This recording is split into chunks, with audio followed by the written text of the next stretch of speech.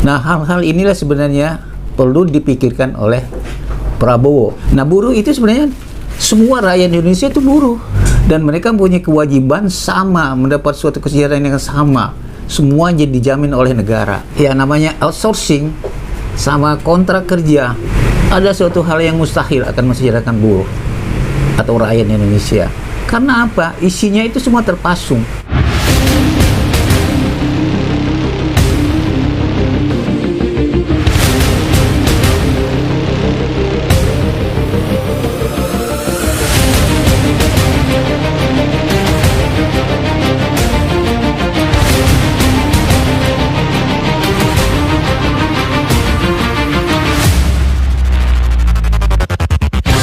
Dewan Kesejahteraan Buruh dan kemudian Satgas PHK. Ada satu lagi yang katanya janjinya mau menghapus outsourcing. Iya.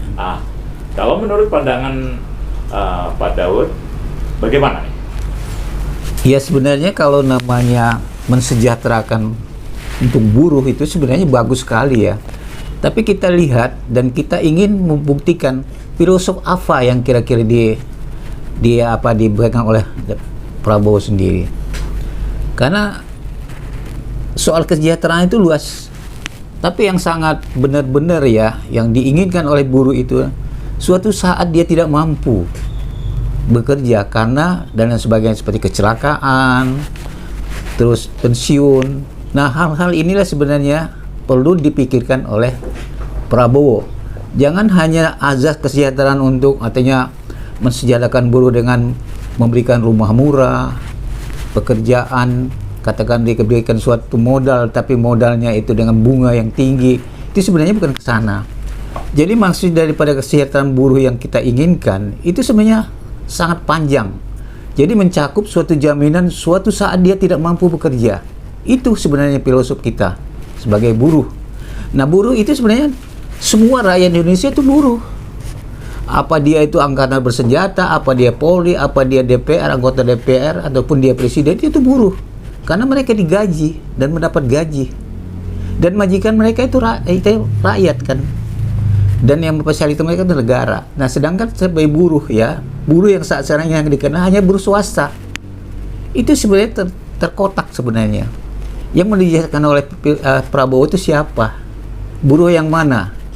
Buruh ada yang diorganisasi oleh organisasi, atau buruh yang dikelola oleh pemerintah seperti PNS, ABRI, dan BUMN. Itu semuanya buruh.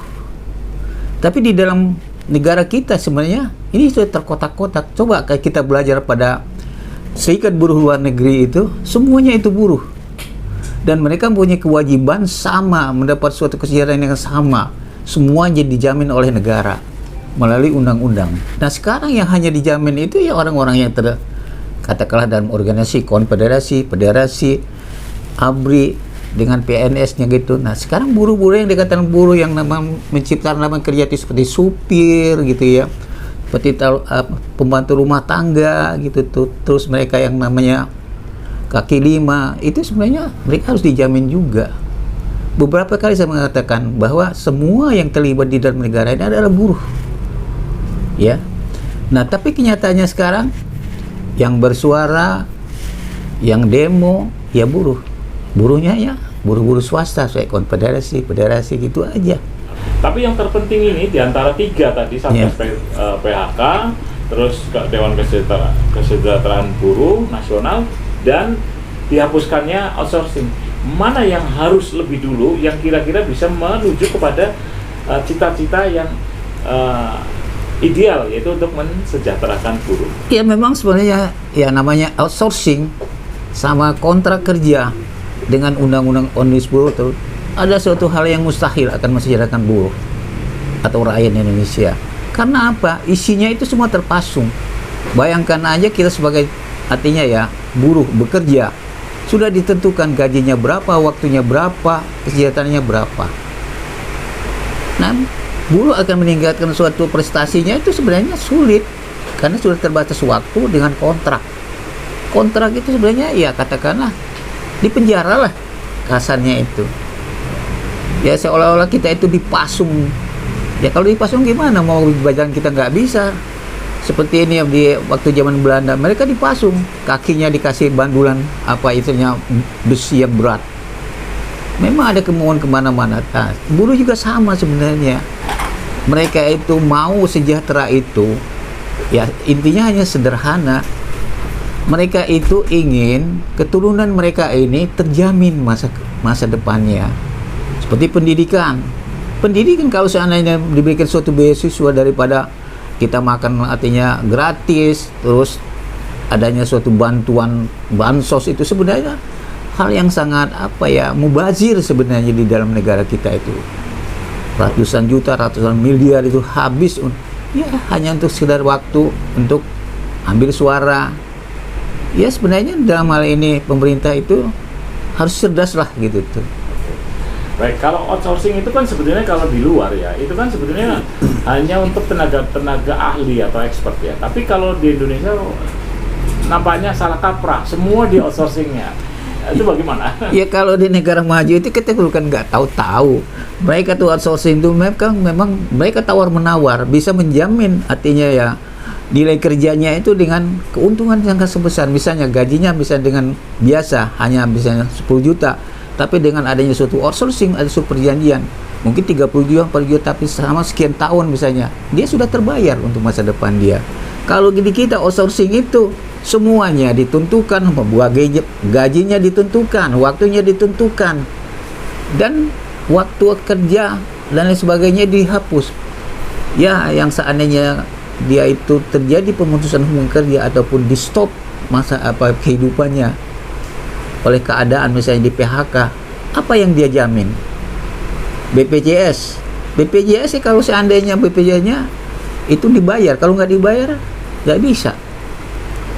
Apalagi sekarang kebanyakan kecurangan, bayar iuran tapi kenyataannya nggak di store. Terjadi, kita pun dalam artinya posisi buruh terjadi banyak. Waktu kerja diperpanjang, waktu istirahat diperkecil gitu tuh. Nah itu sebenarnya hal-hal seperti itu pemerintah itu harus tahu. Nah sekarang Kementerian Tenaga Kerja itu sebenarnya kerjanya apa sih? Ya, sekarang misalnya kasus PHK, kalau menurut aslinya yang sebenarnya selama proses sebelum ada suatu inkrah daripada keputusan hakim, itu semua mempunyai kewajiban masing-masing. Kalau misalnya sampai satu tahun itu selesai, itu buruh mendapat hak, mendapat upah ya.